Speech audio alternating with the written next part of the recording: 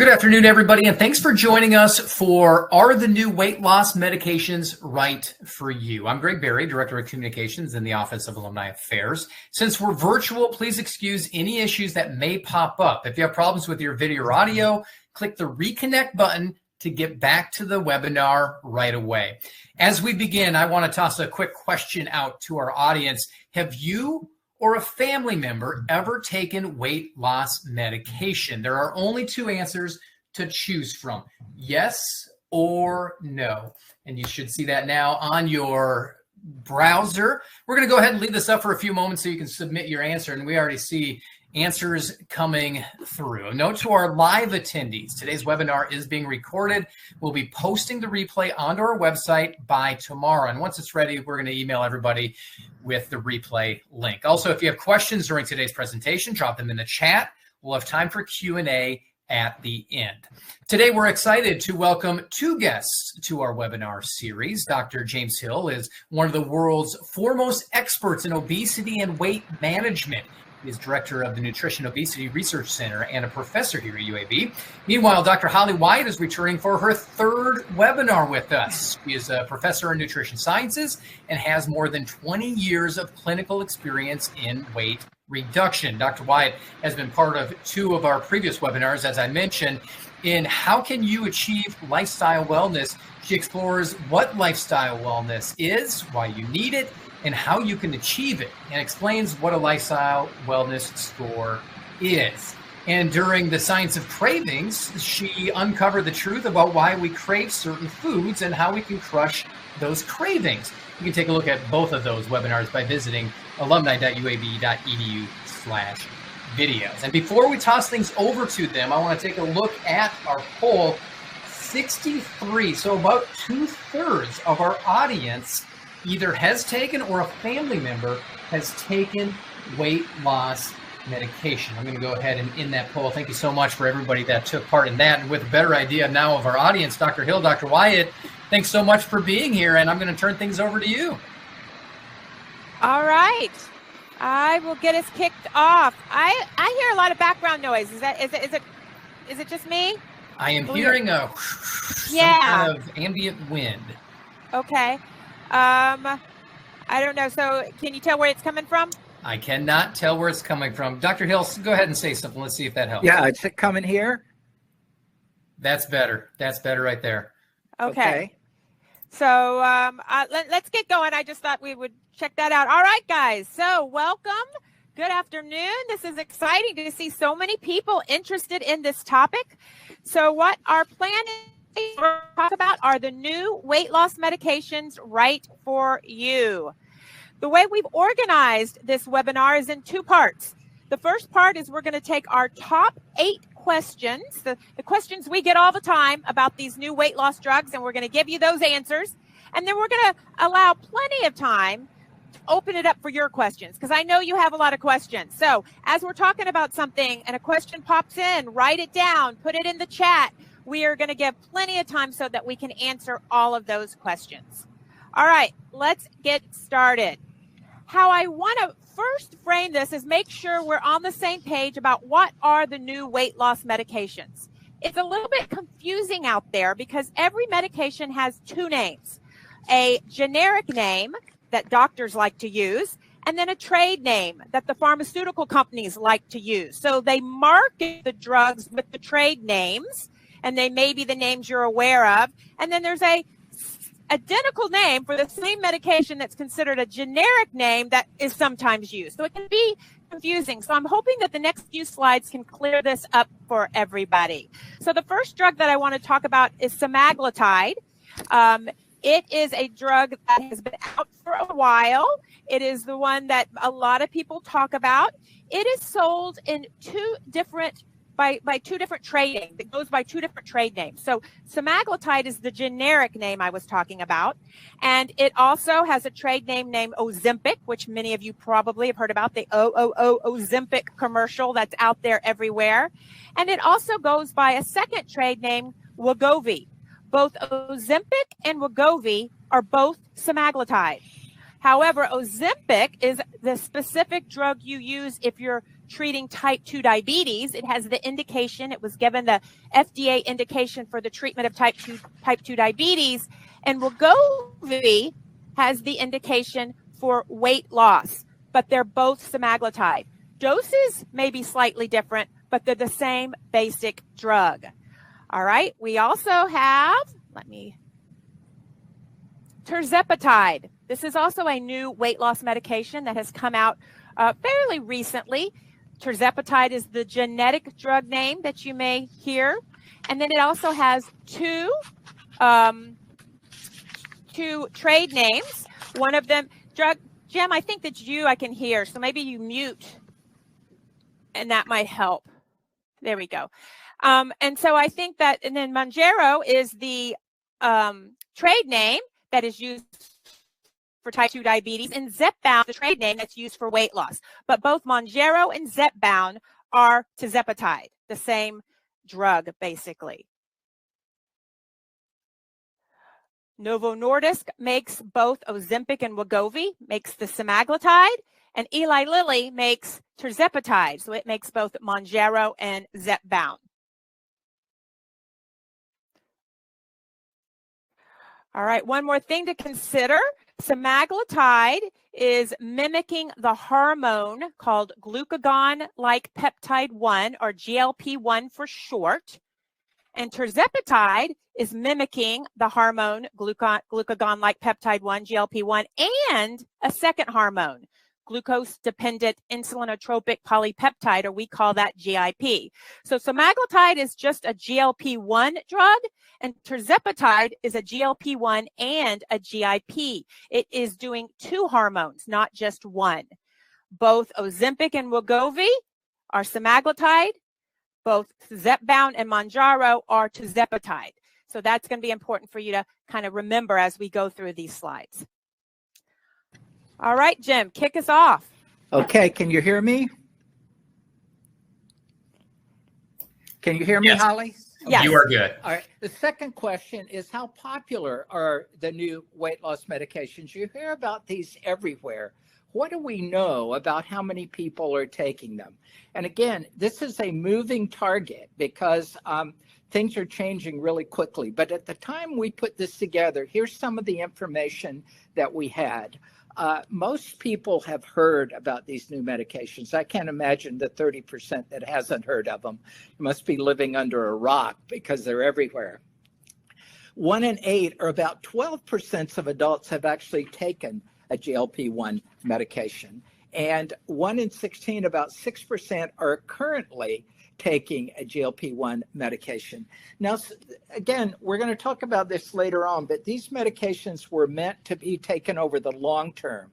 And what we're seeing is that a lot of people who start them stop them rather than taking them sort of permanently. About 33% of adults at the time we're putting this together actually stop the medication before they even reach their target dose, so before they reach their maximum weight loss. And a lot of evidence suggests that maybe half the people who are taking them don't take them for more than 12 weeks. So we know these drugs are very, very effective at weight loss, but I think we still have some work to do to help people understand that they may need to take these much longer over time to both get the weight loss and maintain the weight loss.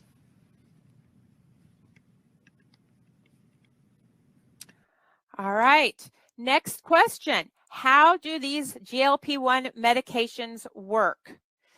So I like this slide because it gives you a little bit of an overview. You know, these medications are mimicking the GLP-1 hormone.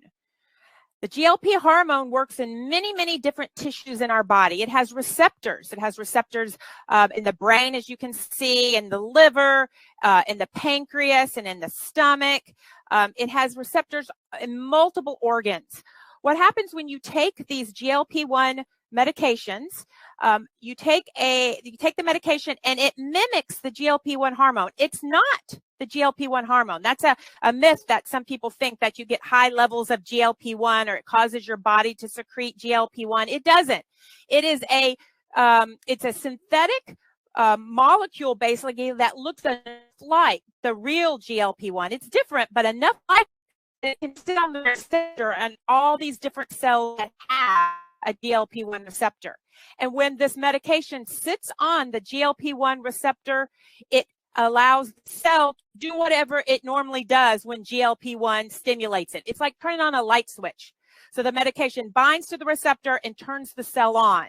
And in some cases, it may increase insulin secretion if it's turning on the cells in the pancreas.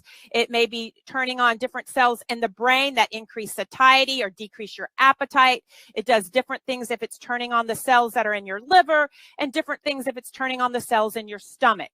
But basically, that's how it's working. This next slide just shows that it's complex. And in reality, we don't know exactly how these new medications are working.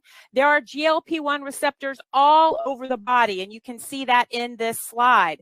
There are GLP-1 receptors in the heart, and muscle, and kidney, and liver, and adipose tissue, and the pancreas. We started out understanding or learning about these drugs from their glucose impact. So we started understanding that they could increase insulin secretion in the pancreas. And then it spread. Oh my gosh, they're also weight loss. We wonder if they're working in the brain. And now it's even spread further to say there's multiple areas that they could be having effect that we don't even completely understand. There's even now some talk about how these drugs may impact healthy aging. So this is a receptor, GLP-1 receptor, that's really all over the body. And these medications now bind to that receptor in all of these locations. And we're really just starting to learn about all the different impacts or effects that these drugs could have. The three big effects that I think we feel fairly confident in that they are marketed for, that the FDA has approved them for, is the idea that they can control blood sugar. So when blood sugar levels start to rise, these drugs stimulate the body to produce more insulin. And this is why they're used in type 2 diabetes. One thing to note, though, is if you don't have a high blood glucose, it doesn't cause insulin secretion. So if you don't have type 2 diabetes, you don't have to worry about your blood glucose going too low. We know that they do produce weight loss, and we think that they work because they help curb hunger, probably through receptors in the brain. We also know that they slow the movement of food in the stomach and in the small intestines, and that helps decrease hunger, makes you feel full longer, etc. So as a result of both of these, you're going to feel full faster and longer, and you eat less. And when you eat less, you lose weight. In addition, now we're seeing that they can lower the risk of heart disease, heart failure, stroke, kidney disease. So new data has come out that they can decrease heart disease or the risk of heart disease by almost 20%. So people taking these drugs also have seen decreases in blood pressure and cholesterol. Not exactly sure how this is happening, but the study is showing that it's helping with cardiovascular risk, not hurting cardiovascular risk. And the last thing I want to talk about, because I get questions about this all the time, people who are on these drugs talk about that food noise decreases. And this is something that people who have a lot of food noise really notice when this food noise is turned down. Food noise is the constant and often intrusive thoughts about food. It includes cravings, and when you're thinking about food all the time, you're worrying about what you're going to eat, you're obsessing over your diet choices, and even when you're full, even when you've finished a meal, you still think about that next meal. Some people have a lot of this food noise, and some people don't. And when they take the drugs, they notice that this food noise is turned down. Food noise can lead to overeating and can make it difficult to adhere to a diet. And so this is one of the reasons why they think these medications have been so helpful in helping people lose weight, is by turning down the food noise. Okay, next question that a lot of people are interested in is how much weight can you expect to lose with these GLP-1 medications? Well, the companies that have developed the medications have done a lot of very sophisticated clinical trials to look at both the safety and the efficacy of these medications. I'm going to show you one trial from each of these medications to give you a sense of how much weight people are losing. So we'll start with semaglutide, which Wegovy is the version for weight loss. So you can see that here's a study that lasted over 68 weeks. And over 68 weeks, the average weight loss on the medication was almost 16%. Now, these clinical trials also include diet and exercise, and there's always a group with the diet and exercise that didn't get the medication. And you can see these diet and exercise programs aren't very powerful. You only get about 2% weight loss. But clearly the difference between the weight loss on the medication versus just with the minimal diet and exercise program is pretty significant. So on average in this trial, people lost almost 16% of their starting weight. That's really quite a substantial weight loss. Now let's look at the other medication. This is tirzepatide or Zepbound. In this study I'm showing you, they did 3 different doses of Zepbound. Again, here's the control group, the placebo. They had a diet and exercise program, but again, it wasn't a very intense one because they only lost about 3%. But look at the higher doses of tirzepatide, 10, 15 milligrams, 22% weight loss. Now, this is an amount of weight loss that really is quite significant for a lot of people and can actually, for a lot of people, this is an amount of weight loss that actually gets them at or near their weight loss goal. So it looks like tirzepatide produces a little bit more weight loss than semaglutide, but both produce an amount of weight loss that's really significant and an amount of weight loss that we know can dramatically improve metabolic health, and also, quite importantly, amount of weight loss that a lot of people are very happy with. Now let's look at where these medications fit with the whole realm of treatment for obesity. Still, the most powerful treatment is surgery. You actually go in and modify the GI tract or do a sleeve gastrectomy, and there you may get up to 30 to 35%. Here's where the medications are coming in, and you can see tirzepatide is now, it's not quite as much as surgery, but you're getting up into that range of weight loss that's approaching the type of weight loss you get with surgery. And down here, you can see here sort of what some of the other early obesity medications did and what lifestyle alone can do. So the medications are clearly producing an amount of weight loss that's way beyond what the early drugs can do or lifestyle can do. And as these drugs get better and better, they may even come closer to approaching the amount of weight loss that we see with bariatric surgery. All right, so now let's move to what are some of the common side effects. We understand now how much weight loss they can cause, but do they cause some side effects, maybe some things we don't want? So the common side effects that most people have include the GI side effects. Remember, they had the GLP-1 receptors were in the gut and in the stomach. And so that drug is going, it's sitting on those receptors. Part of the reason why we think it has its effect is it slows gastric emptying, meaning more food stays in the stomach longer. And because of those reasons, you have a lot of GI side effects, things like nausea, vomiting, diarrhea, constipation, and heartburn. Some people have a little bit and it gets better over time. We can ramp it up slowly. Some people have some severe nausea and vomiting to the point where they even can't stay on the medication. So there's a wide range, but pretty common to have some type of GI side effect when you start these drugs, at least. Things that have been reported that aren't very common are things like bowel blockage or pancreatitis, kidney failure, but they have been reported, but they're not very common. And other things we talk about is it can lower your blood sugar if you have type 2 diabetes and you're on other medication to lower your blood sugar. If you don't have type 2 diabetes and you're not taking something like insulin, a medication that's designed to lower your blood sugar, you do not have to worry about hypoglycemia.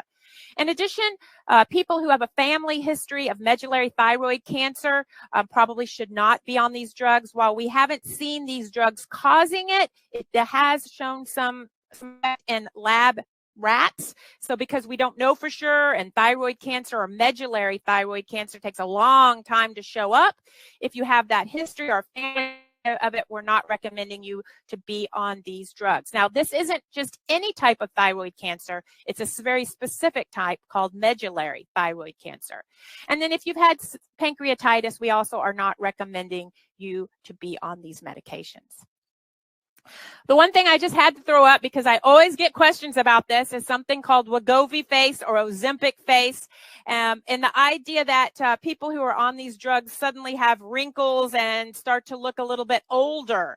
The question is are these drugs causing Wegovy face? So Wegovy face is where you get that hollowed out appearance in the temple, more wrinkles around the eyes, and some loose fat and skin that hangs kind of in the jowl line.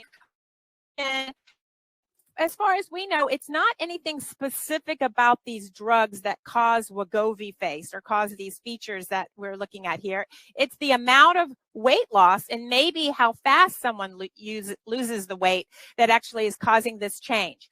You can't predict or you can't direct where you're going to lose the fat. I really, really wish we could do that. Right? I would definitely tell where to go, and I wouldn't say go to, but we can't do that. So you're going to lose fat if you're on these drugs, and you may lose a lot of fat from your face, and that may result in these characteristics. All right, last slide before we go to the next question is, are they safe long-term? And this is a question Jim and I get all the time.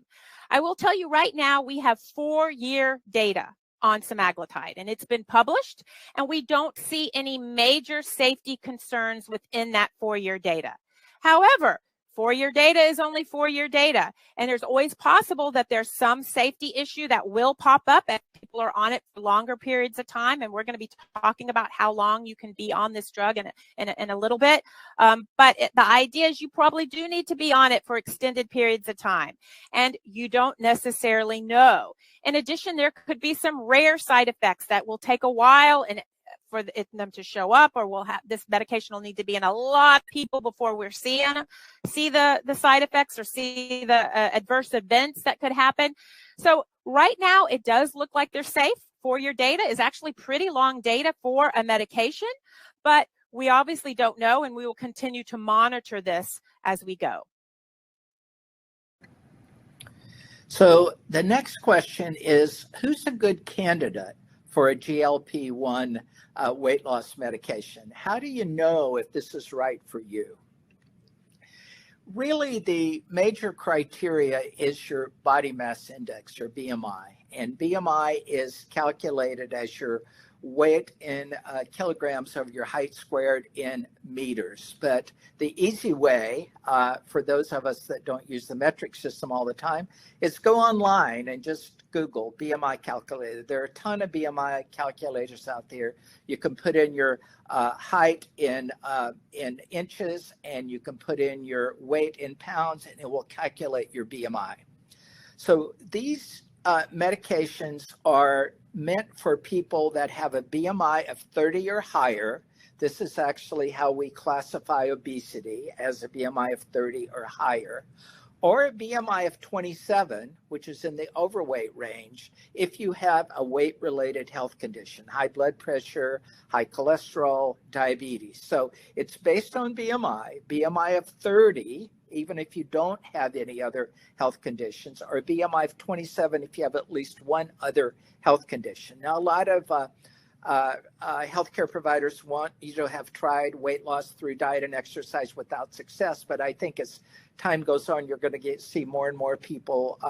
We have a lot of data showing that very few people produce this amount of weight loss with diet and exercise alone. You can.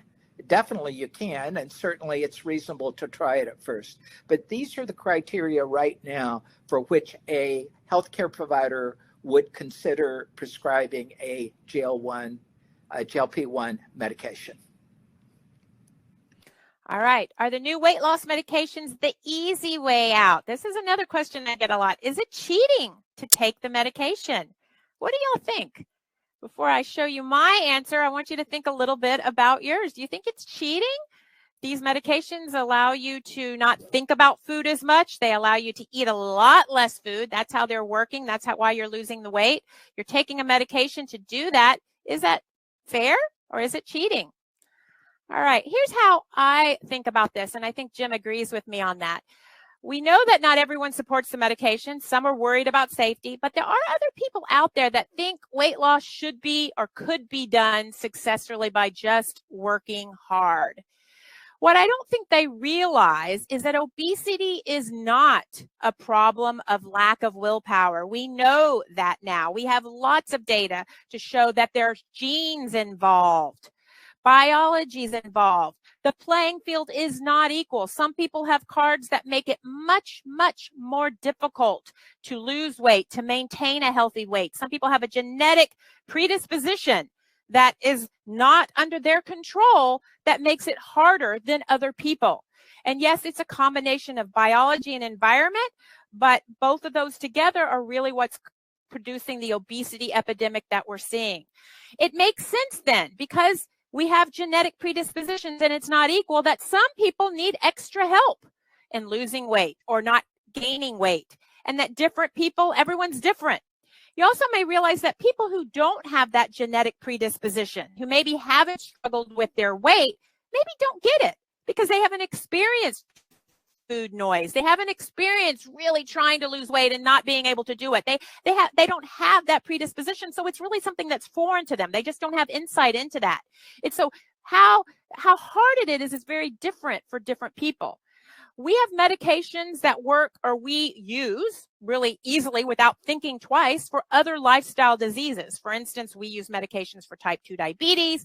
We use medications for high cholesterol. We use medications for high blood pressure.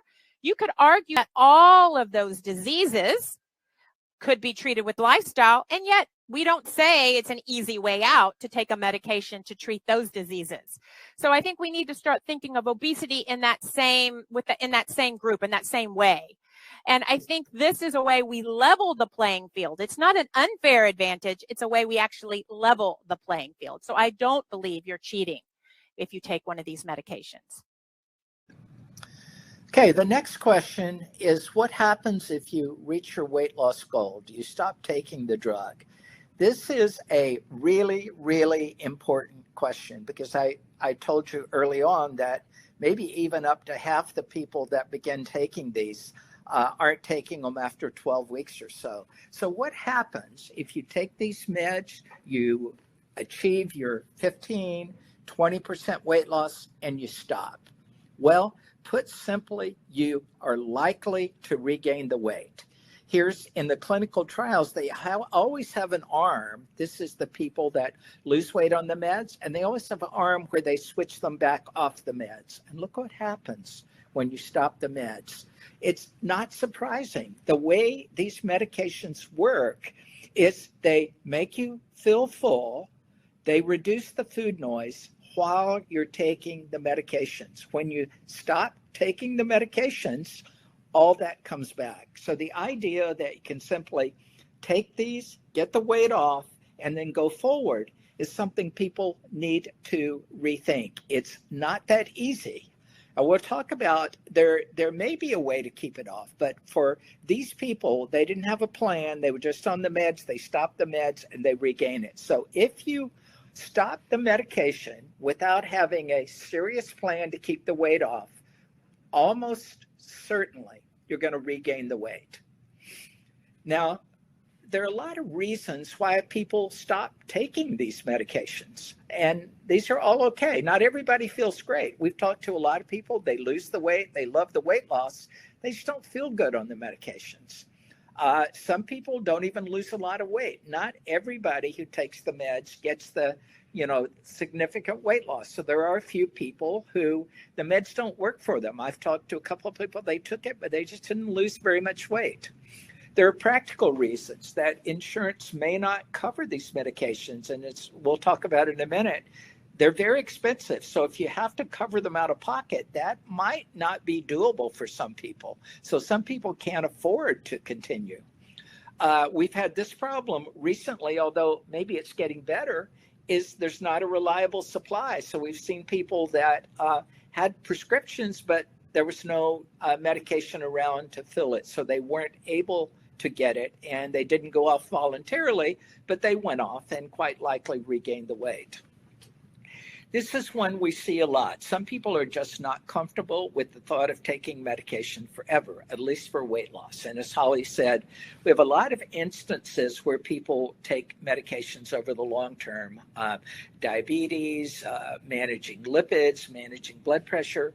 But for whatever reason, so far, there are some people that are not comfortable with the thought of taking the medication forever. This is one we see occasionally, is food does much more than nourish us. And one of the things that a lot of people report they lose when taking the medications is the enjoyment of food. Food just isn't pleasing for them anymore. They're not hungry, and they love the fact they're not hungry and lose weight, but they miss the enjoyment of food. And then right now, we don't prescribe these drugs for anyone who's pregnant or intending to get pregnant. So there are various reasons why people may have to or want to stop the medication. And it's perfectly fine to continue this permanently. This is kind of the way the medications were developed, like the blood pressure and lipid medications. The idea is you take them, you lose the weight, you keep taking them over the long term to keep the weight off. But there are some people who aren't able to do that. So if you've lost weight on the medications, you have some choices.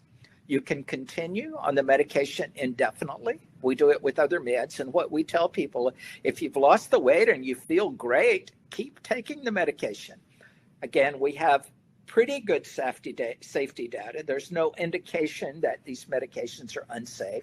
So the likelihood is that they're going to continue to be efficacious and safe over time. So certainly continuing indefinitely is an option. I think what we're seeing is a lot of people don't do that. So maybe some of our education efforts should be geared toward helping people understand that they may need sort of a permanent, taking these medications permanently. You can stop the medications, and if you stop the medications without having a plan for keeping your weight off, you're almost certainly going to regain the weight. The third option, and this is one Holly and I are very interested in, is can we come up with an alternative, a way to stop the medications and keep the weight off?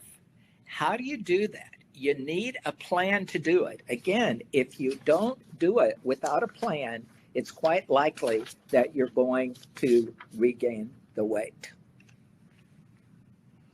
All right, next question, and I already see a lot of people commenting about this. What is the cost of the GLP-1 drugs, and are they covered by insurance?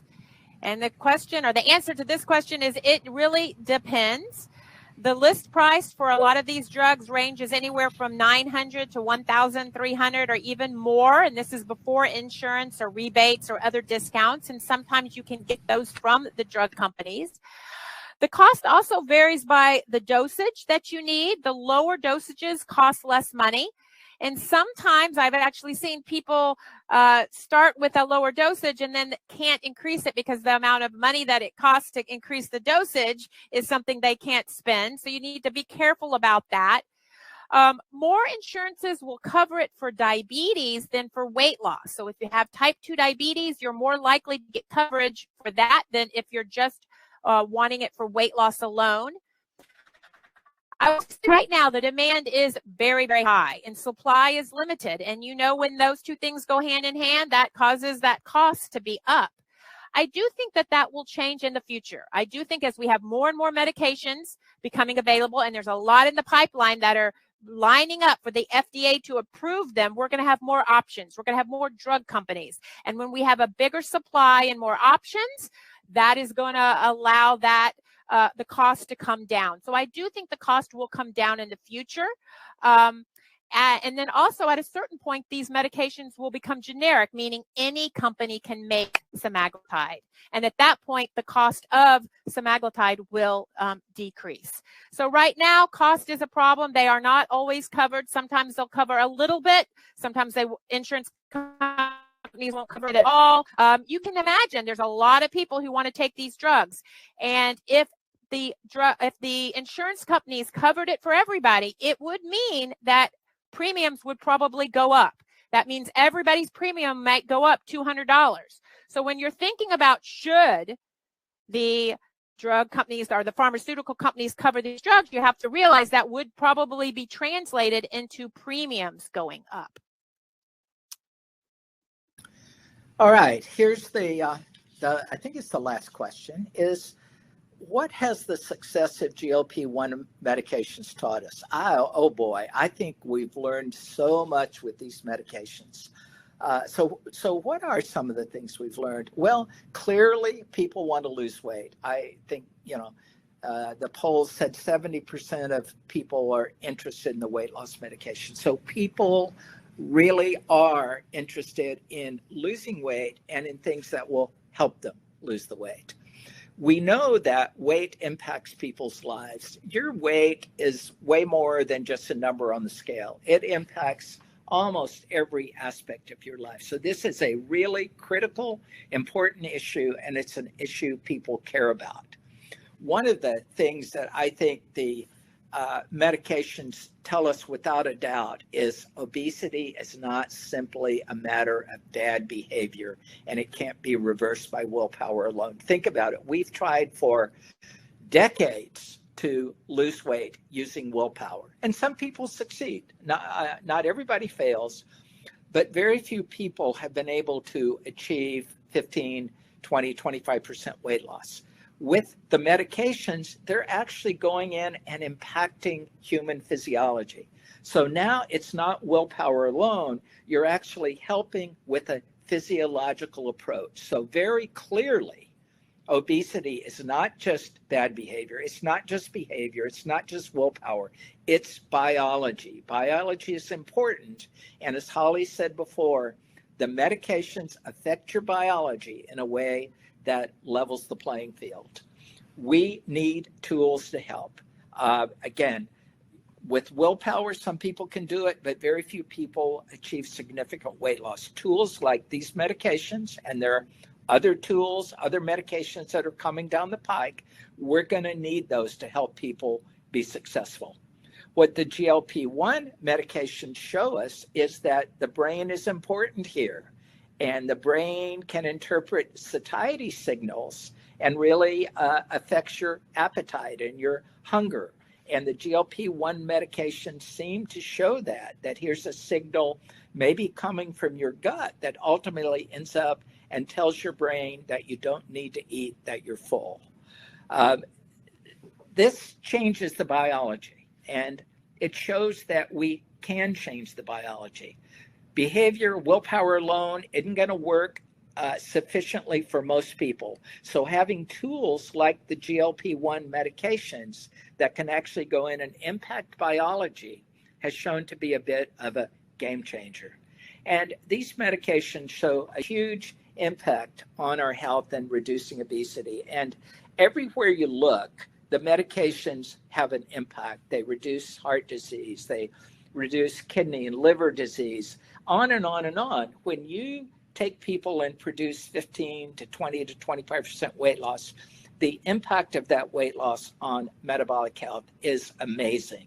It's also a huge impact on quality of life, some of the things that a lot of people care about. Okay, Holly. All right, I think this is our last slide before we go into questions.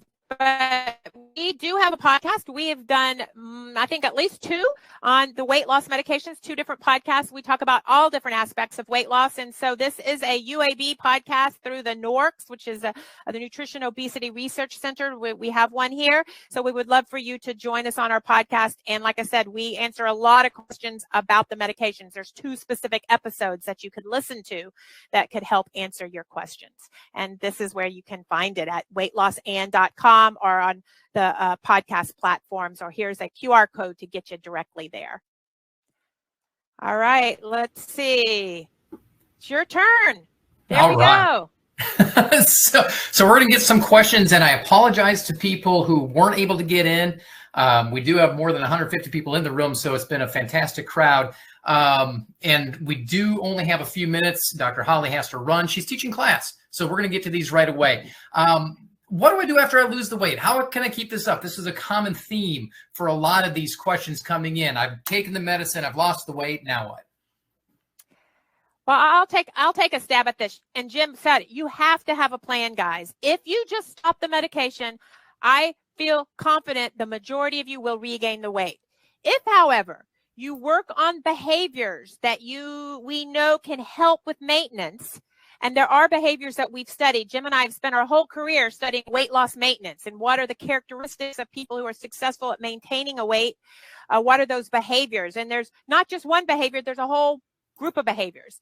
And Jim and I are actually writing a book to help with this. So hopefully in the future, there will be a book and a program, a specific outline or plan that you can use to, as you're transitioning off, you use the medications to lose the weight, but you have a plan for when you want to go off or if you need to go off. And it's great to see. I think maybe that's something that you would want. It seems to be that's a needed thing that maybe isn't out there.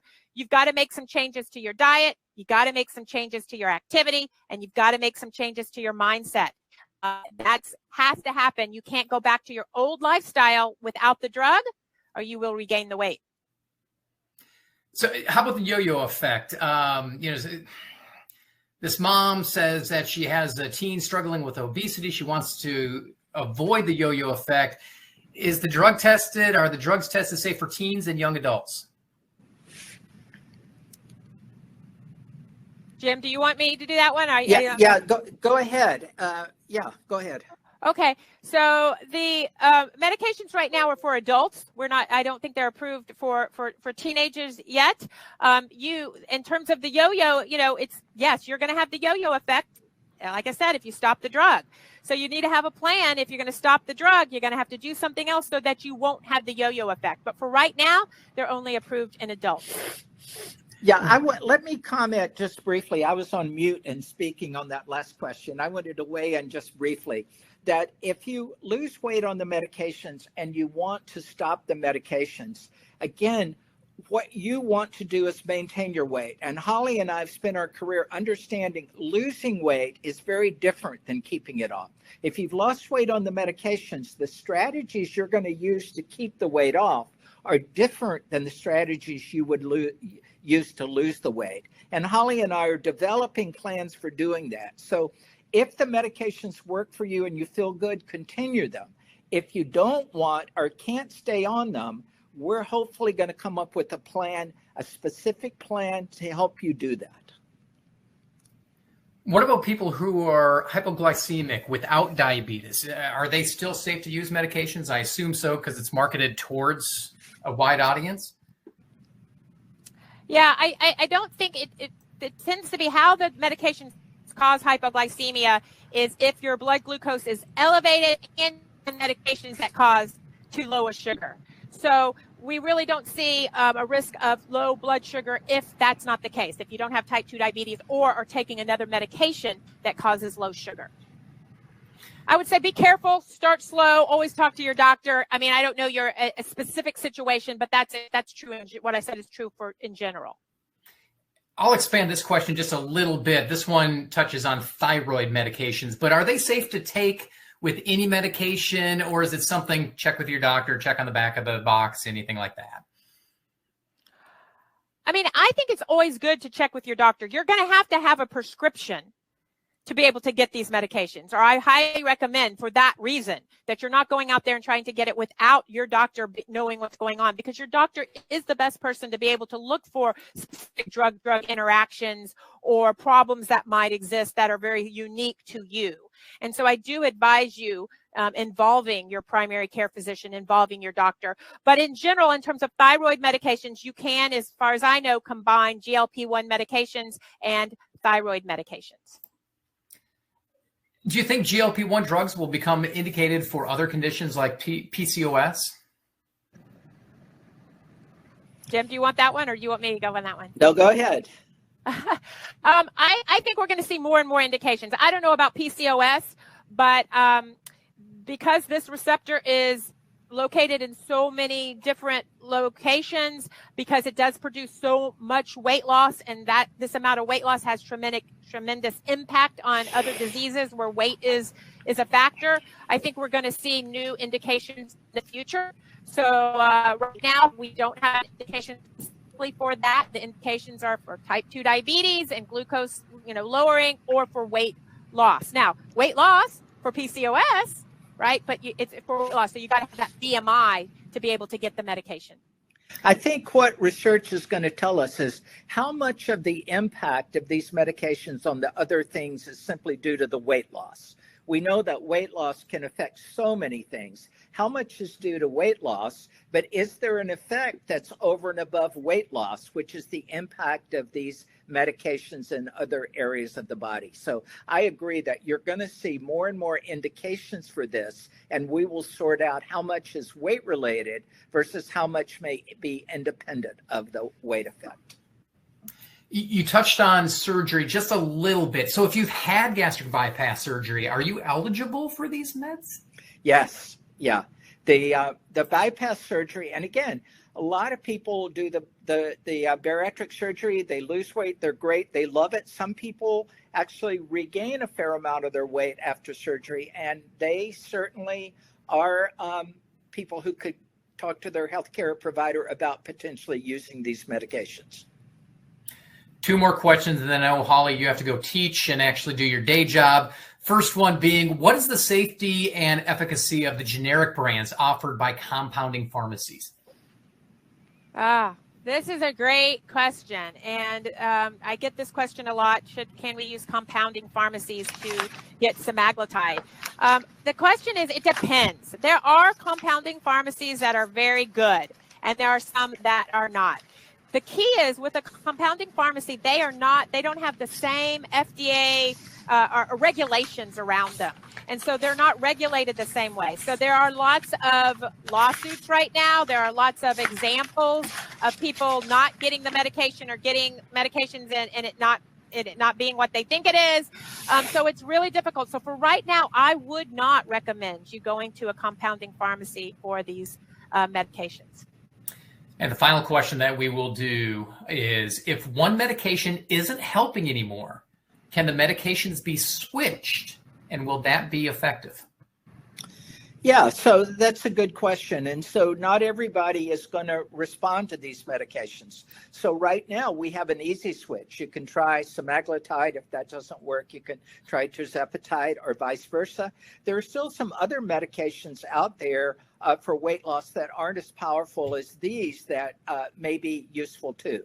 So again, what we're providing with these medications are more and more tools that the healthcare provider can say, I'm going to try this, but if this doesn't work, I'm going to go back and try this. So there are some other options, some other drugs and combinations of drugs that could be considered. I want to just add one thing. Well, it depends on what you mean by not working.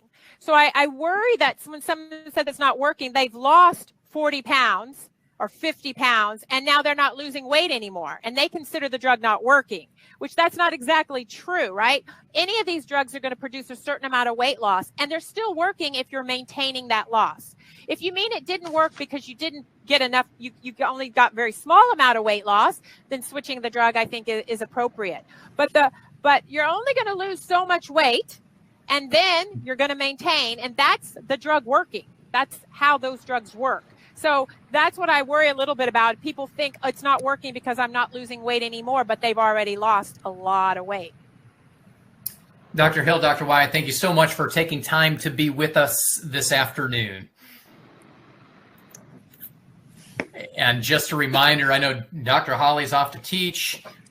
Dr. Hill is up in Minnesota. So today's webinar will be uploaded onto our website. So if you didn't miss any kind of snippet of it, live attendees will get a link to the replay once it's ready. So if you're in this room, or even if you registered and didn't get to see the entire thing. In a moment, I'm going to highlight a few upcoming webinars available through our office. But first, I'd like to invite you to attend our 16th annual Uncork Education on November 7th. This date may be changing. We'll let you know for sure. Show your support for scholarships through this event, but we'd still love to have you. Uncork features silent and live auctions, wine and beer tasting, great food, and our popular blazer, Plinko.